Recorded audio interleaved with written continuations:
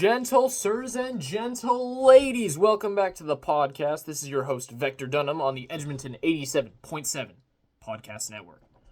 Now, we've heard your cries and pleas to bring on someone new to the show, and boy, have we delivered.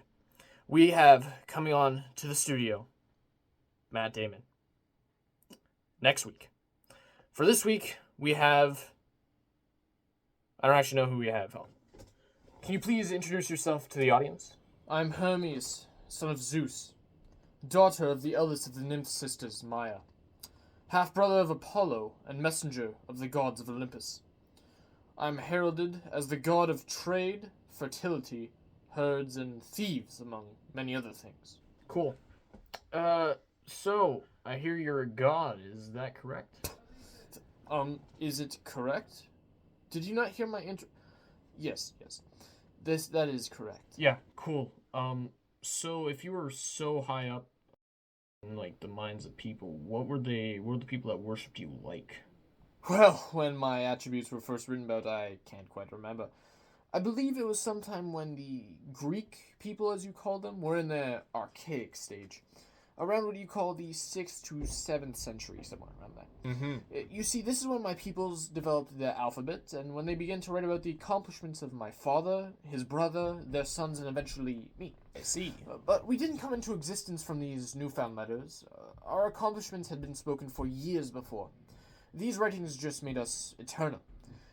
They partook in a tradition called the Olympics, named in honor of our great mountain. Yeah, go on. The Olympics are... Well, I think you actually know what the Olympics are. There's some more clothes than there was back then, but the general idea is still the same. And temples, those were new. The people had just started building permanent temple structures to us at this time, too. Actually, the first one was to my half-brother, Apollo. More on him later, listeners. Anyway, the Greeks believed that we were always present in humanity and shaped the world for both good and evil. Definitely. In turn, they believed that they could influence us for the better. Hence all the temples, ceremonies, and shrines built for us. Wow. Sounds like quite the narcissist, eh, listeners? What? I thought I was on channel 2. Nothing. I was just commenting on how amazing your sandals look. Oh, you really think so? Thank you. My father gave them to me when he welcomed me to Mount Olympus. They allow me to travel at insanely fast speeds. It's actually why I'm a messenger. I see. Very, interesting. So what was your childhood like then? An amazing question. My story begins very early on. It was on the day I was born, if I do remember. Okay, wait. You're saying you remember the day you were born? Yes. I'm sorry, but I'm gonna say it sounds a little bit stupid. You remember the day you were born? Yes. And the story starts the day you were born? Yes. Alright, take it away. Thank you. Now, it actually all started on the day before I was born. The day I was conceived. Zeus broke away from his wife in the night to meet my soon-to-be mother in a cave. After a night of togetherness, Zeus stayed with my mother for a time, then left to return to Olympus and his wife. What? Where are the graphics coming from? Ethan, did you put the graphics on? The heck is happening? It's my god powers. Just go with it. Anyway, after Zeus left, all was peaceful. Little did my mother know that I was nearing the threshold of being brought into this world. As my mother slept, I began to grow and grow and grow until, as the sun rose, I set my eyes upon the world, now at my hands. That's beautiful, I think. Thank you. Now, as you can imagine, my mother was very tired after this, so she wrapped me up in a blanket and set me aside as she rested. But I soon became bored. I was hours old. How much longer did I have to live? So I got up and made my way out of the cave. The heck is happening to the images? Why do they look like a toddler drew them? Even gods have budget restrictions. Just let me have this. As I walked along with my newfound life, I saw a soaring bird. I do not know how I knew it was called a bird, but I did. I was entranced by its speed, its power, and its elegance. As I kept walking along, I also saw a turtle. And? We do not talk about the turtle. Anyway, as I continued on, I wanted a way to express my joy of being brought to life. So I fashioned a turtle shell, as well as 7 strings of A reeds turtle together. shell. We do not talk about the turtle! So after I fashioned my instrument together, I played and played and played to express my gratitude to this world. I formed my music to match my mood as I continued to walk down the trail I was forging, until I came upon the fields of Apollo. And what did I see? The most astonishing thing. For in front of me lay living, breathing, ground beef. You mean cows? Yes, the most beautiful flock of all. Apollo's prized herd. The ethereal beings were gracefully grazing among the pastures around. I had to have them. But there were guard dogs making sure they would not be taken. So I grabbed my trusty lyre and played a song so moving it made the dogs sleep. With no consequence in sight, I made my move and took Apollo's herd away. However, as I brought the repossessed herd, I looked down and noticed that there was one thing I had not accounted for. Or rather, 202 things I had not accounted for. Leading away from the pasture was both the hoof prints of the herd as well as my delicate footprints. I had not thought this far ahead, but fortunately, I am a quick thinker. Becoming stronger with my powers by the hour, I looked down and fashioned myself a pair of sandals with a handful of reeds in my own powers. I pushed my powers even further and caused my sandals to lay their pattern down in reverse. The tracks looked as though I had walked toward Apollo's farm rather than away. Using my newfound trick, I caused the animal prints to appear reversed as well, and continued on my way. With my newly made sandals, I dragged along my herd until I ran into an old man. Oof, how hard did you hit him? Great heavens! Well, I did not actually run into him. He stopped me along my way, suspicious of a child pulling along a group of cattle. He asked me, "What are you doing, boy?" I replied, "If you do not tell anybody about seeing me, I will give you a reward." The old man accepted, so I gave him one of the herd and continued on my way, with little to no issues until I came upon another cave. There I sacrificed 2 more of the herd.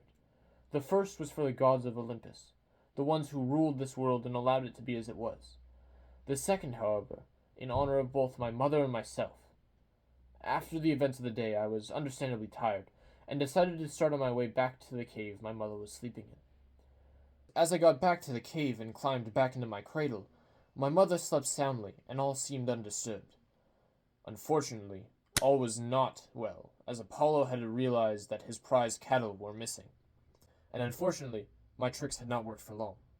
Apollo used his powers of turning everything obscure into something clear as sunlight to see through my altered footprints and followed them to the cave in which me and my mother resided. He then forced my mother to wake me to reveal where his flock was. My mother, in protest, said, "Can't you see that he is sleeping? How could he have done all that you are mentioning?" In a moment of embarrassment and anger, Apollo replied, "I don't know how he did it. I just know he did it." My mother then said, "Are you saying that one of the most powerful gods was tricked by a baby? Isn't that impossible?" Seeing that this conversation wasn't going anywhere I wanted it to go, I picked up my lyre and started plucking away. Apollo just sobbed and listened to my song, watching as my hands went up and down, letting a melodic beat come forth from my instrument. After I had played for a while, Apollo proposed a deal. "Give me that instrument, and everything will be forgotten," he said. I, wanting to end this, accepted the deal and gave him my lyre. From this agreement, a friendship was born, and me and Apollo grew ever closer. He gave me many gifts over the years, including his caduceus. The gifts Apollo gave me made me worthy of being a powerful deity on Mount Olympus, and my father welcomed me to the top with winged sandals, designating me as a messenger. Well, this is some great storytelling, Hermes, but we're going to grab our head analyst, Steven, to tell us exactly what we were supposed to take from that narrative. What do you mean, what you were supposed to take from that story? I was telling you about my first day of life. Steven? Thank you, Vector. I am going to be referring to my notes the entire time here as I was listening to the story that Hermes told us. So the first thing that I was able to draw out of this story was Hermes being born in a cave made him seem not as grand, not as important in the scheme of Olympus because of his concealed birth. Him being born in the first place actually disrupts the hierarchy of Olympus because of Zeus's infidelity and the addition of another god to the pantheon. Well, he's not wrong. Also, because of him being a problem in this situation, it serves to humanize the Hermes character, and he must rely on the qualities that are more so associated with humans than gods. Sorry, the Hermes character? For instance, butchering and sacrificing some of Apollo's cattle. Other than that, the original harmonic hymns seem to portray Hermes with more of a human-like cadence, not using speech that gods would normally use. Ah, yes, I see you read the Hymn of Homer. It is true. I did used to speak in a more casual cadence, but since I was accepted into the fold of Olympus, I learned to speak in a more sophisticated tone. However, the main conflict here is simply an epic sibling rivalry. Hermes versus Apollo, and as a younger, less experienced, and weaker brother, Hurtful. he has to use cunning, trickery to earn himself a place amongst the gods, for which he succeeds, being rewarded the share of his own honors and powers. Good, interesting. So what does this narrative have to say about human nature, would you say? Like, our nature, suffering, humans, our role in the world? It's a bit specific. It's very specific, but, could have something in here. Oh, yep, alright. I believe that this narrative shows how even people born in less fortunate circumstances can fight through and make do with what they have. While it may not be the most ethical way, people are resilient and can continue on through said challenges and achieve their end goal. Also, music is something that can be used as a multifaceted tool. It can also bring people at odds, in this case brothers, together, and that's all I got. That's plenty enough, Stephen. Good work. Yeah, no problem, Vector. Well, Hermes, it seems your time on the show has come to an end. How do you feel about today? I have one question. What was this podcast really all about? No clue. Well, listeners, that was our exclusive on Hermes today. Check in next week for our exclusive on Matt Damon. This is your host, Vector Dunham, signing off the Edmonton 87.7 Podcast Network. See you next time.